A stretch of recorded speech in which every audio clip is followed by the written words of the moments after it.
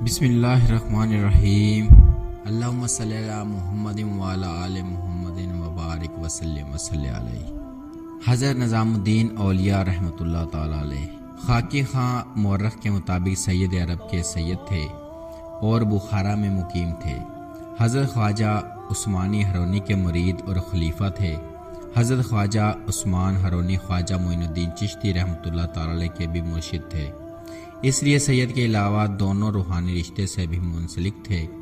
سید نے عرب میں ایک خواب دیکھا، بیوی بھی راضی ہو گئی۔ جب ہندوستان آئے تو آپ کے چچا زاد بھائی سید علی بخاری رحمۃ اللہ تعالی بھی ہمراہ تھے۔ پہلے لاہور آئے، پھر بدایوں چلے گئے۔ سید عرب کے دو بیٹے خواجہ عبداللہ اور خواجہ سید محمود اور ایک بیٹی بی بی زلیخا تھی۔ سید عرب کے امیر و کبیر تاجر تھے۔ بی بی زلیخا جوان ہوئی تو اپنے چچا زاد بھائی سید علی بخاری کے بیٹے سید احمد سے 615 ہجری میں اس کی شادی کر دی اور 616 عیسوی میں سید عرب فوت ہو گئے۔ سلطان شمس الدین التمش نے سید احمد کو بدایوں کا قاضی مقرر کر لیا۔ زندگی بخوشی گزرنے لگی، انصاف کا چرچا عام ہوا۔ شادی کے 15 سال بعد بی بی زلیخا کے ہاں وہ بچہ پیدا ہوا جس کا خاندانی نام سید محمد تھا اور جو نظام الدین اولیاء رحمۃ اللہ تعالی علیہ کے نام سے مشہور ہوئے۔ ان کی پیدائش 636 ہجری میں ہوئی۔ دوسرے سال بی بی زلیخا کے بطن سے ایک لڑکی پیدا ہوئی۔ اسی دوران احمد بخاری بیمار ہو گئے، علاج معالجہ کام نہ آیا، اپنے بچے محمد کو پاس بلایا۔ رکت میں بیوی اور بچوں کے لیے دعا کی اور کلمہ شہادت پڑھتے ہوئے اپنے رب سے جا ملے۔ انہیں بدایوں میں ساگر تالاب کے کنارے دفن کیا گیا۔ کئی صدیاں گزرنے کے بعد حافظ رحمت خان روہیلا حکمران روکھن نے اس کے گرد 4 دیواری بنا دی اور مزار پر گنبد بھی بنایا، ساتھ ہی ایک مسجد بھی تعمیر کروا دی۔ سید احمد بخاری کی وفات کے بعد بی بی زلیخا کے بھائیوں نے ہر چند کوشش کی کہ وہ بہن کی مدد کریں، مگر وہ محنت مزدوری سے پیٹ پالتی اور بھائیوں سے کچھ نہ لیتی، بلکہ ان کی شکر گزار ہوتی کہ انہوں نے پوچھا ہے۔ گھر میں 4 فرد تھے، بی بی زلیخا، سید محمد اور اس کی بہن اور ایک خادمہ۔ یہ سب بوجھ وہ خود اٹھا رہی تھی۔ ہفتے میں 1 آدھ دن پھر بھی فاقہ آ جاتا۔ جب فاقہ ہوتا تو سید محمد ماں سے کھانا پوچھتے تو وہ کہہ دیتی، بیٹا آج ہم اللہ کے مہمان ہیں۔ وہ بہت خوش ہوتے اور پھر دن بھر کھانے کا نام نہ لیتے۔ دوسرے دن جب کھانا ملتا تو کہتے، اماں اب ہم اللہ کے مہمان کب ہوں گے؟ وہ کہتی، یہ تو اللہ ہی جانتا ہے، جب وہ چاہے اس کی مرضی۔ یہ سن کر وہ دعا مانگتے، اللہ ہمیں روز اپنا مہمان بنایا کر۔ گویا 5 سال کی عمر میں یہ دعا مانگنا اللہ کی دین تھی، جس کا مطلب تھا کہ وہ فاقہ انہیں پسند تھا۔ 6-7 سال کی عمر میں مولانا شاہ مکری رحمۃ اللہ تعالی کے مدرسہ میں داخل ہوئے اور 10 سال کی عمر میں قرآن حفظ کر لیا۔ پھر مولانا علاء الدین اصولی رحمۃ اللہ تعالی کی شاگردی اختیار کی۔ شروع میں کچھ مذہبی کتابیں پڑھانے کے بعد امام احمد بن محمد کی کتاب قدوری پڑھی۔ وہ بغداد کے قدور محلہ کے رہنے والے تھے اور امام قدوری کے نام سے مشہور تھے۔ یہ کتاب ختم کرتے ہوئے انہوں نے آپ سے کہا کہ آپ ایک بڑی کتاب ختم کر رہے ہیں، یہ فقہ حنفی پر ایک جامع تصنیف ہے، اب دستار بندی کی ضرورت ہے۔ یہ بات نظام الدین نے اپنی ماں سے بیان کی، وہ سمجھ گئی۔ دن رات سود کاٹ کر دستار بنائی اور کچھ پیسے جمع کیے۔ پھر بدایوں کے ممتاز علماء کو بلایا۔ دعوت کے بعد مولانا علاء الدین نے خواجہ علی سے اجازت چاہی۔ انہوں نے کہا، بسم اللہ کریں۔ دستار باندھی گئی اور دعاؤں سے یہ رسم ختم ہوئی۔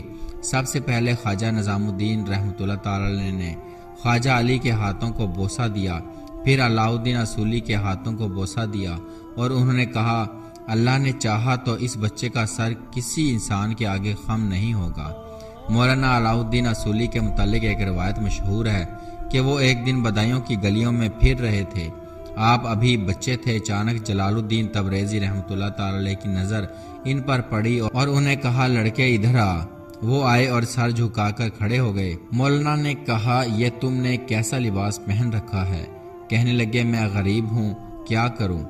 فرمایا، غربت کی بات نہیں، اور اپنا پہرن اتار کر دے دیا کہ یہ پہن۔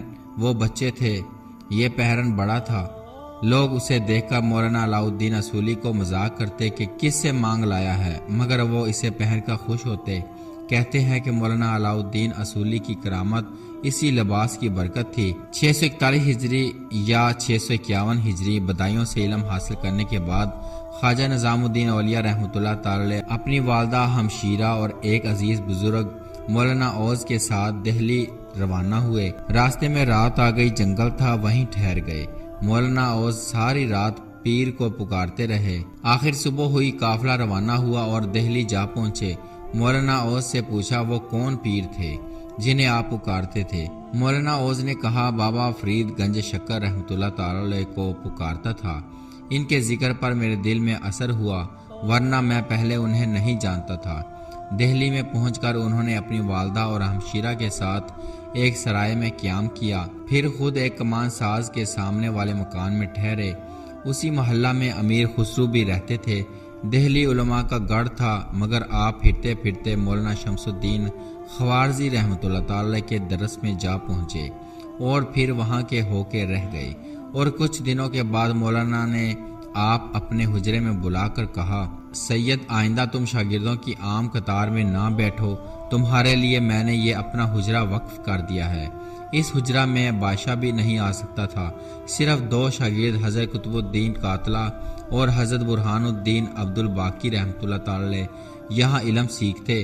تیسرے حضرت نظام الدین اولیاء رحمۃ اللہ تعالی پر نظر کرم ہوئی، پھر وہ وقت بھی آیا اپنی مسند پر حکم دے کر انہیں بٹھایا، مگر نظام الدین بیٹھتے وقت بے چین تھے۔ مولانا شمس الدین خوارزمی ایک عالم باعمل تھے۔ غیاث الدین بلبن نے آپ کو شمس الملک کا خطاب دیا، گو انہیں خطاب کی ضرورت نہیں تھی، پھر بھی عقیدت کے طور پر قبول کر لیا اور ایک اہم سرکاری عہدہ بھی قبول کر لیا۔ نظام الدین اولیاء رحمۃ اللہ تعالی نے 2 سال وہاں قیام کیا، شعر و ادب کے رموز و نکات پر حاوی ہو گئے۔ مقامات حریری جیسی ازلی کتاب حفظ کر لی اور 18 سال کی عمر میں ان کے ہم پلہ کوئی عالم نہ تھا۔ لوگ انہیں بحاث سنن اور محفل شکن بھی کہتے تھے۔ انہیں محبوب الہی سے بھی یاد کیا جاتا تھا۔ مولانا کمال الدین زاہد سے آپ نے علم حدیث حاصل کیا۔ وہ عشق رسول صلی اللہ علیہ وآلہ وسلم میں گوشہ نشین ہو چکے تھے۔ غیاث الدین بلبن ان کی بھی بڑی عزت کرتا تھا۔ آپ کو امامت کے لیے عرض کیا اور آپ نہ مانے، حاضرین دیکھتے ہی رہ گئے، وہ چلے گئے۔ اسی دوران نظام الدین رحمۃ اللہ تعالی اپنی ساتھیوں سے کہا کرتے تھے میں زیادہ دیر آپ میں نہیں رہوں گا۔ دوستوں کے پوچھنے پر کہتے یہ مجھے خود بھی معلوم نہیں کہ کہاں جاؤں گا، مگر ایک بے چینی ہے۔ 12 سال کی عمر میں جب میں مولانا علاؤالدین اصولی کے درس میں تھا، ایک دن ایک قوال آیا اور کہنے لگا میں ملتان گیا، حضرت بہاؤالدین ذکریہ رحمۃ اللہ تعالی کی خدمت میں حاضر ہوا۔ ان کی خادمائیں بھی چکی پیستے ہوئے ذکر الہی میں مشغول رہتی ہیں، مگر مجھ پر کچھ اثر نہ ہوا۔ پھر وہ کہنے لگا کہ میں اجودھن گیا، وہاں داخل ہوتے ہی میں نے دیکھا جیسے در و دیوار پر نور برس رہا ہے۔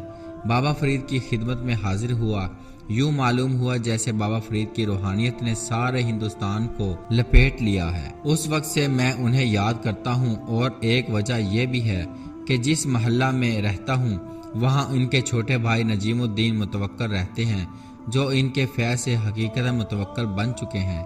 ایک دن درس میں استاد نے سوال کیا نجیب الدین تم متوکل ہو؟ میں تو متاکل ہوں، یعنی کھانے والا ہوں۔ تم فرید الدین کے چھوٹے بھائی ہو، برادر سوری ہو، مانوی نہیں۔ استاد کو ان دونوں جوابات پر تعجب ہوا، کیونکہ نجیب الدین انکسار سے کام لے رہے تھے۔ 4 سال تک میں ان سے ملتا رہا اور ذکر سنتا رہا، اسی لیے طلب بڑھتی گئی۔ شیخ نظام الدین رحمۃ اللہ تعالی نیا چاند نکلنے پر سب سے پہلے والدہ کی قدم بوسی کرتے تھے۔ اس بار چاند نکلا، قدم بوسی کی تو والدہ نے کہا کہ آئندہ ماہ کس کی قدم بوسی کرو گے؟ آپ نے روتے ہوئے کہا مجھے کس کے سپرد کر رہی ہیں؟ انہوں نے کہا اس کا جواب کل دوں گی۔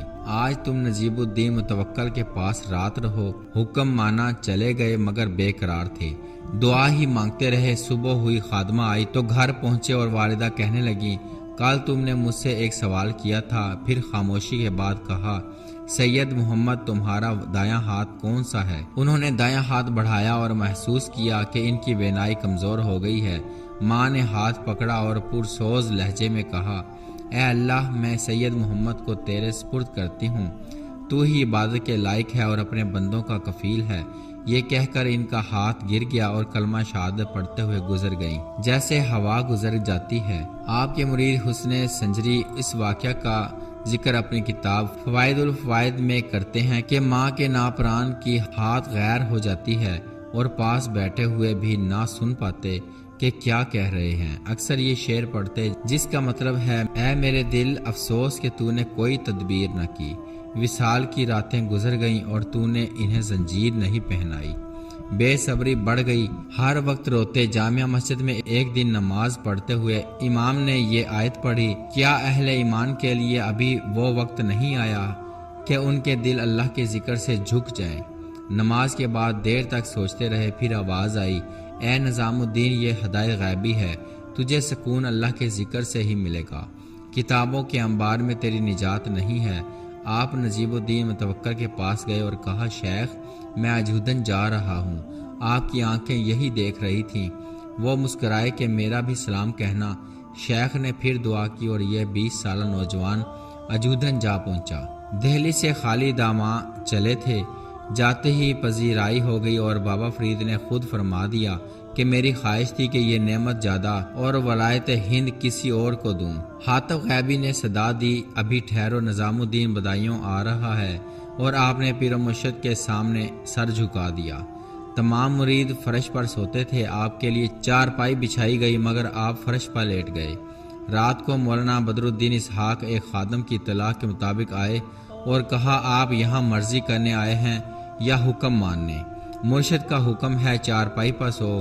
وہ چارپائی پر سو گئے۔ بابا فرید کے حلقہ میں داخل ہونے کے بعد آپ نے پوچھا، اگر حکم ہو تو علم جاری رکھوں ورنہ اور اوپر توجہ دوں؟ انہوں نے کہا، علم سے روکا نہیں جا سکتا، دونوں جاری رکھو، پھر دیکھو۔ بابا فرید نے خود عوارف المعارف شہاب الدین سہروردی کے 6 باب پڑھائے، ابو شکور سائی بھی ساری پڑھائی، قرآن کے 6 سپارے تجوید کے ساتھ پڑھائے۔ بابا فرید کے پاس عوارف المعارف کا جو نسخہ تھا اس میں کچھ سکم بھی تھا اور خط بھی باریک تھا۔ ایک دن درس دیتے ہوئے اچانک خاموش ہو گئے۔ یہاں کتابت میں کچھ غلطی تھی۔ نظام الدین کی زبان سے نکل گیا، میں نے شیخ نجیب الدین متوکل کے پاس ایک اور نسخہ دیکھا تھا جو صحیح تھا۔ کہنے لگے کہ فقر میں یہ طاقت نہیں کہ غلطی کی تصحیح کر سکے، اور اسے بار بار دہرایا۔ سب چپ ہو گئے۔ مولانا بدر الدین اسحاق نے کان میں کہا کہ بابا کا اشارہ تمہاری طرف ہے۔ نظام الدین نے سر ننگا کیا اور مرشد کے سامنے جھک گئے اور روتے رہے مگر ان کے چہرے پر ملال تھا۔ وہ حجرہ میں چلے گئے۔ دوسرے دن بھی معافی مانگی، پھر بھی خاموش رہے۔ نظام الدین رحمۃ اللہ تعالی جنگل کو نکل گئے اور روتے روتے فاقے میں کئی دن گزر گئے۔ آخر شہاب الدین انہیں ملے، روٹی کا لقمہ کھلایا اور بابا سے بات کرنے کا وعدہ کیا۔ آخر جب انہیں موقع ملا تو بات کی۔ بابا نے معاف کر دیا اور بلا کر تسلی دی۔ اصل میں یہ ان کی آزمائش تھی کہ وہ محبت کرتے ہیں یا اکڑتے ہیں۔ وہ محبت میں ثابت رہے، اس لیے بابا کے محبوب بن گئے اور پھر محبوب الفہی ہو گئے۔ ایک دفعہ ان کے ایک دوست اجودن آیا اور پیغام بھیجا، آپ اسے ملنے گئے۔ وہ بازار کے ساتھ ایک مکان میں ٹھہرا تھا۔ ان کی حالت دیکھ کر کہنے لگا، اگر تم دہلی میں رہتے تو یہ حال نہ ہوتا۔ آپ نے کہا، میں اس حال میں خوش ہوں۔ واپس آئے تو مرشد نے یہی باتیں انہیں سنائیں جیسا کہ وہ پاس بیٹھے تھے، اور پھر کہا، اگر کوئی دوست پوچھے تو یہ شعر پڑھ دینا، تو میرا ہم سفر نہیں ہو سکا، اس لیے اپنا راستہ پکڑ، تجھے تیری خوش بختی مبارک ہو اور مجھے میری خستہ حالی۔ اس کے بعد شیخ نے حکم دیا کہ مختلف کھانے ایک خوان میں سجاؤ اور پھر اسے اپنے سر پر رکھ کر دوست کے پاس لے جاؤ۔ لوگ دیکھ رہے تھے اور نظام الدین رحمۃ اللہ تعالی علیہ اسی حالت میں بازار سے گزر رہا تھا۔ دوست نے دیکھا تو روتا ہوا دوڑا اور مولانا کے سر سے خوان اتارا کہ مولانا آپ نے یہ کیا کیا؟ حضرت نظام الدین رحمۃ اللہ تعالی علیہ نے سارا واقعہ سنا دیا اور دوست مان گیا کہ وہ برگزیدہ ہیں، مجھے بھی ان کے پاس لے چلو۔ کھانے کے بعد دوست نے اپنے ملازم سے کہا کہ یہ خوان اٹھاؤ اور ہمارے ساتھ چلو، مگر نظام الدین نے انکار کر دیا اور کہا، جیسے میں لایا ہوں ویسے ہی لے کر جاؤں گا۔ پھر وہ فاضل دوست جسے اپنے علم پر بڑا ناز تھا، بابا فرید رحمۃ اللہ تعالی کے خدمتگاروں میں شامل ہو گیا۔ 7.5 ماہ کے بعد مرشد کی اجازت سے آپ دوبارہ دہلی آئے۔ آپ نے نصیحت کی کہ جس طرح بھی ہو اپنے دشمنوں کو خوش رکھنا اور جس سے قرض لو ادائیگی سے غافل نہ ہونا۔ حق تعالی منزل آپ پر آسان فرمائے۔ جب آپ دہلی کو روانہ ہوئے تو راہ میں گھنا اور اندھیرا جنگل تھا۔ بارش کی وجہ سے اور اندھیرا ہو گیا۔ اتفاقاً 5-6 ڈاکو ننگی تلواریں لیے ان کی طرف بڑھے۔ وہ ایک درخت کے سائے میں بیٹھے تھے، سوچنے لگے میرے پاس کچھ بھی نہیں، صرف مرشد کا پیرہن اور کمبل ان کے پاس تھا۔ سوچا اگر یہ مجھ سے چھین لیا تو زندگی بھر آبادی میں نہیں جاؤں گا اور کسی کو منہ نہیں دکھاؤں گا۔ ڈاکو یک لخت ان کی طرف سے مڑے اور جنگل میں غائب ہو گئے۔ نظام الدین رحمۃ اللہ تعالی علیہ فرمایا کرتے تھے کہ پیر و مرشد کے کمبل اور پیرن کا نتیجہ تھا کہ وہ ڈاکو اندھے ہو گئے یا میں نظر نہیں آیا تھا۔ دہلی پہنچ کر وہ نجیب الدین متوکل کی خدمت میں حاضر ہوئے اور پیر و مرشد کی بے نیاز نوازشات کا ذکر کیا۔ وہ یہ واقعات سن کر خوش ہوئے اور مبارک دی کہ بڑے قسمت والے ہو کہ ایسی منزل اتنی جلدی حاصل ہو گئی۔